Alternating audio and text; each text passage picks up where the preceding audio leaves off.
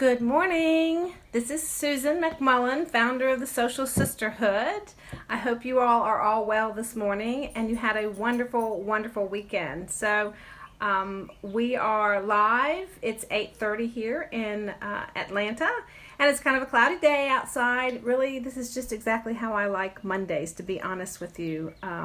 I love them because I can start the week, kind of gradually ease into the week. So we're going to hang on for a second as some people join us, just kind of talking about our day. How was your weekend?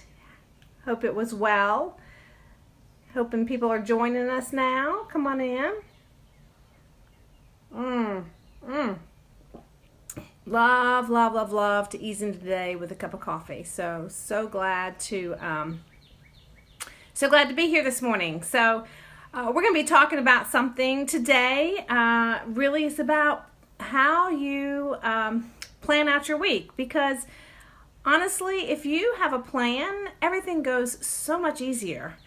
So while we're waiting for people to come in here, though, I'm going to tell you a funny story about this weekend. It was actually Friday afternoon, and I was doing some finishing touches on some things. And as I was, I actually was doing some stuff on my computer. So we've already submitted all of our taxes and everything. And so I checked with, I had checked with on the website there, and it for the Georgia state taxes. So it was very interesting. A couple days ago I checked. It says, oh, they've been received. Now they're being processed. I was like, okay, fine, whatever.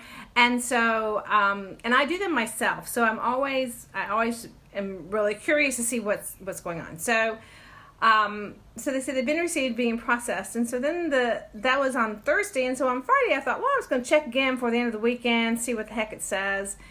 And when I did, it says, has been received, you need to call this number. Well, that's usually not ever really a good thing, I don't think. So I called the number, and I got hold of somebody who said, well, we didn't receive any of your W-2s, we didn't receive any of your 1040, and we don't have anything else to go with it, and there's no way you could possibly have this. You're asking for a refund for $350,000. Dink, the line went dead. So at this point, I'm like, oh my gosh, fraud. Somebody's gotten into my envelope and somebody's taken my numbers and taken all my stuff out of there, blah, blah, blah. So it was really kind of I was like, oh my gosh. So I called right back, and by now I'm in kind of a state of fury, like, oh my gosh, what's happening here? A state of panic, more or less. So I called back, and I got this really nice lady, and she obviously works there. And hey, Laura.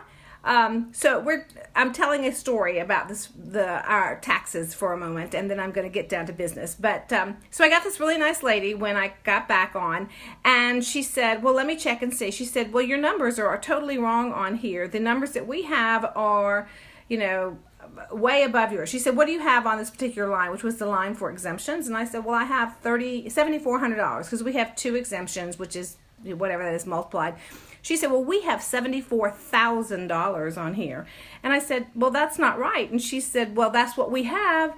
And then she went down, further on down. Of course, it changes it all. And they said I was asking for a refund of $350,000, of which I really had to laugh. I went, something's not right there. Well, it turns out their computer, when they scan it, put an extra 0 on the end of all of my numbers I had put in, which totally changed the bottom line. So I said, well, I'm just thankful. I said, I had envisioned somebody like getting into my envelope and taking all of my stuff out of there and changing it in fraud, because that's what's so big.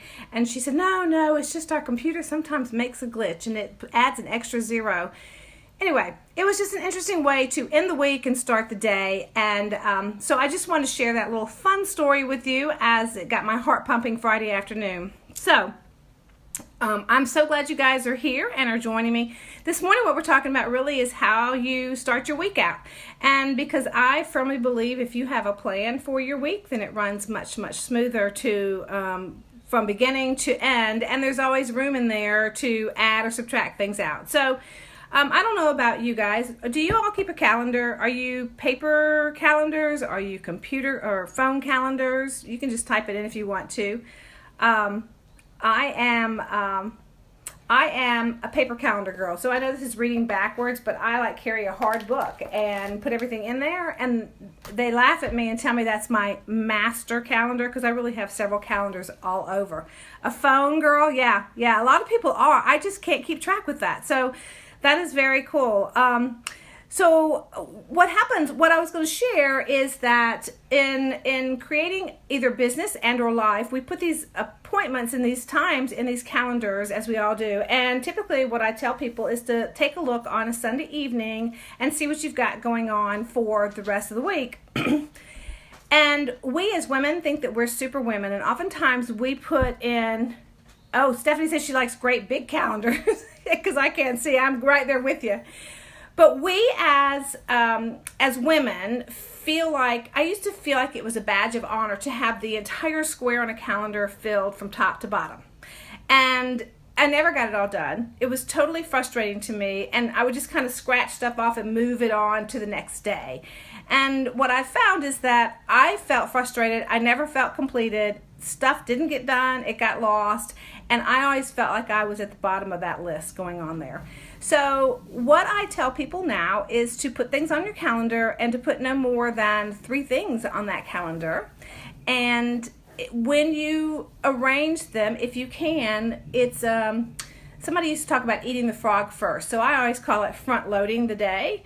But if you can put your things on there that you don't really want to do the most early in the morning, and then check those off as you go, then you certainly feel more accomplished. And then at the end of those times, at the end of getting those things finished, then you feel like you've got, you might have a little more time. You could actually take a little time for yourself. You could actually add something in if you wanted to. But once you've accomplished those 3 things, then there you go. And if you can look towards the end of the week and think you've got, for me, sometimes I have speaking presentations and things going on. I have a speaking presentation at the end of the month. I need to have all the paperwork to them by Wednesday. So when I look at that calendar and I see that, I can back it up, and that's kind of what I'm going to take care of on Monday and move forward. But just knowing ahead of time what you have and allow yourself to plan gives you to have extra time. And be sure to put in there something for yourself, whether it is a lunch with somebody, write it down. If you exercise, write it down. You don't break appointments with doctors and with other people that you think are important, and you're the most important person there is. So be sure and write in time for yourself. Don't forget you have to have lunch and breakfast and maybe a snack during the day, but a little downtime. Write a little Zen time in there if you just want to take a 10-minute walk outside. But schedule it on your calendar and make sure you write it down, and that way you're much more likely to follow through and do that. And so if you can plan from Sunday going forward, then you kind of know what you have in those days. I had to put our 8:30 conversation in the morning on my calendar because I wasn't really used to doing that. So I've gone through 8:30, so I know that I'm doing that first thing in the morning. So planning, which I'm not a big planner. I'm not that I don't plan. I don't really love planning. That's not my favorite thing to do. But Zen time. Oh, good. I'm glad. So just be sure. No more than 3 things. Look at your week, add something in there for you. It doesn't have to be big. And if you do things, which we all should do, I'm not saying you should, I'm saying I should too. But if you exercise or you want, the Zen time or whatever that is, write it down, because you won't break that appointment. It'll be there for you. And remember, you are the most important person of all and need to be priority on your calendar, so that you're not so stressed and that you can move more gently through every day and through your entire week. So with that said, thank you all so much for joining me this morning. I hope you have a wonderful afternoon and enjoy this lovely weather. And I will see you again tomorrow morning at 8:30 right here. Talk to you then. Bye-bye.